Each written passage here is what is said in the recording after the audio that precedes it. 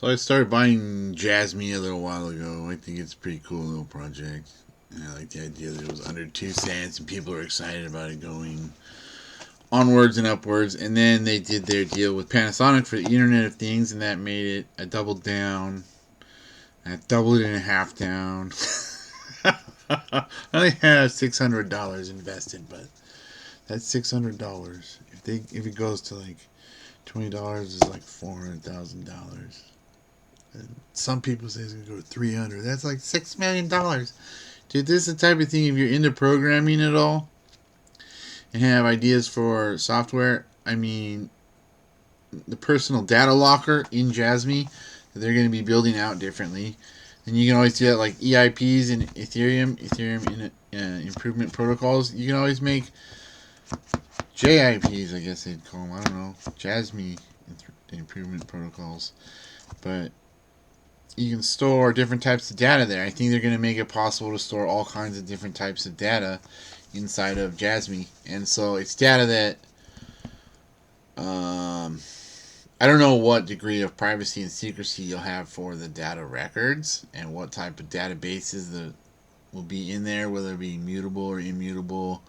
Something that the IRS made mandatory was digital records a while ago, like in '97, I think, um, or electronic records they call it, not digital, where it's like how microfiche works. Like you can take a picture of a paper database, and a paper database, if you're able to, if it was all the same, you could just do it in pencil and erase, and like write a new pencil number and change your numbers if you got some type of receipt later or something else changed.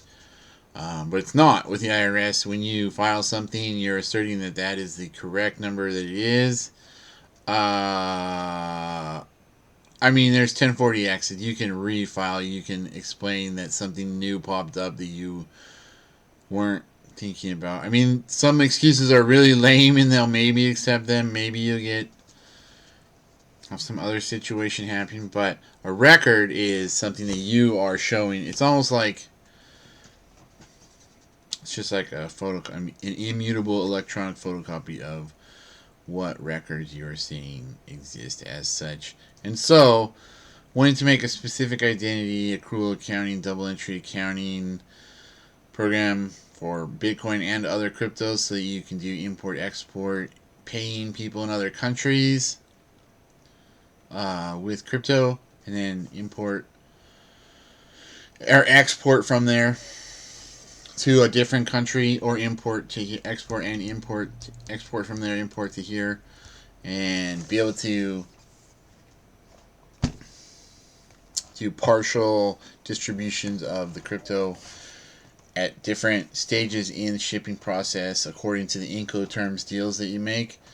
Like when it goes from the land shipper to the dock, when it's in the possession of the owners of the dock, then some deals say that that's when the one part of the insurance kicks in, or one documentation from that dock possession business goes to the bank, and the bank verifies it in their letter of credit, and then that would trigger the transfer of the crypto. Well, the reason why people do stuff like that is because between some countries there isn't taxes. So if you have like an offshore entity, you don't have taxes for the use of Bitcoin the same way. Bitcoin has its UTXOs, unspent transaction outputs, that have their specific numbers of amount of Bitcoin. So you can see exactly, and they have numbers also that coincide to this, not the amount of Bitcoin, but the actual packet, the UTXO of Bitcoin. So that right there, apart from accounting, is a way that you can just have a digital record based on the Bitcoin system. Other cryptocurrencies on other blockchains, you can see how much you purchased. You'd want to document, like, this is where the records would come in. You documenting how much you paid would be something you would make an electronic record and put it in through your IoT device. Would be your type, like a scanner that you would use, and like a specialty laptop that you'd scan, you'd take this document, you'd have your desktop document right there, or like even a cloud document, desktop, cloud, and then you also save an electronic record in your personal data locker for Jasmy.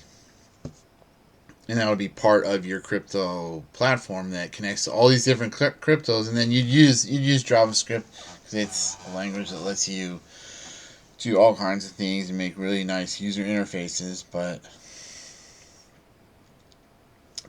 general people, could benefit from doing specific identity inventory of crypto and keeping for other cryptos separate wallets, so the entire contents of one wallet, uh, you would only be able to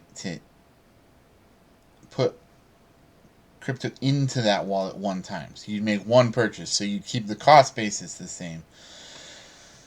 That's what the UTXO system, as a corollary of its real purpose, makes possible already automatically, but you still have to use a spreadsheet to show, like, to document that in your accounting for your taxes, so you can then utilize whichever UTXO you want based on how much profit you want to show or not show.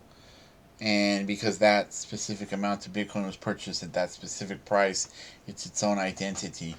So you don't have to do weighted cost average or first in, first out. Nothing like that is required. But you have to do the accounting. You have to do your own accounting. Maybe you want to make deals with people overseas. You're going to use an accountant, but you're not going to want to not be thinking of these things and already have categorized and chosen from an organized ledger of where your funds are, where your resources are, and what value your resources at right then, and using it to spend to purchase something, and what the cost was in obtaining it. So, preaching to the choir here. If you have a business, you know that. Although at the same time, a lot of people are just, working hard like an ox in the field almost. They're just doing cash accounting, and that is fine. There's nothing wrong with having a cash accounting business and only counting something on your ledger when you receive the money or when you pay the money out, and not when it becomes owed to you and then how much it's owed. Your debits and credits in it. Double entry accounting, but that's what I think is great about it, that you can save an electronic record ostensibly. I don't know how the PDL works yet, but that definitely fits with what the IRS wants you to do down the road. Like, once you file your taxes, you don't have just a database of the numbers, you have a physical electronic copy. You have a image representation of what it is that was the numbers that were exactly filed with the IRS, and they're as an immutable thing after a while. For all intents and purposes, you can change your taxes later sometimes, but you have to do a lot of different documentations and give reasons why you thought something was the way you filed it and why you now understand it to be different. Most people are just moving along. If you're not getting audited, wow, last year's done, forget about it, try to be more organized this year. That's the human response to the IRS. None of this Android, in my mind, idea response of software programs. That's why we have mathematics. That's why we made different cultures have made different tools like the abacus or cuneiform or whatever legal and accounting system any culture has ever made. It's part of being human, is that we think of little things to do to make interactions between people more equitable and more accurate and more definable, more objective rather than simply subjective. Because when you can see numbers, even people who tend to be more emotional, or like you'll say someone's too emotional, they can calm themselves down with numbers as well. So if it's not your proclivity, you can focus on it a little bit. I'm happy about Jasmy, though. I'm definitely hoping that it goes to $300 so I can get my $6 million. Yeah. Oh, man. Anything above $1, it's going to go to $20 probably. Buying in at 2 pennies though, yeah, that feels right.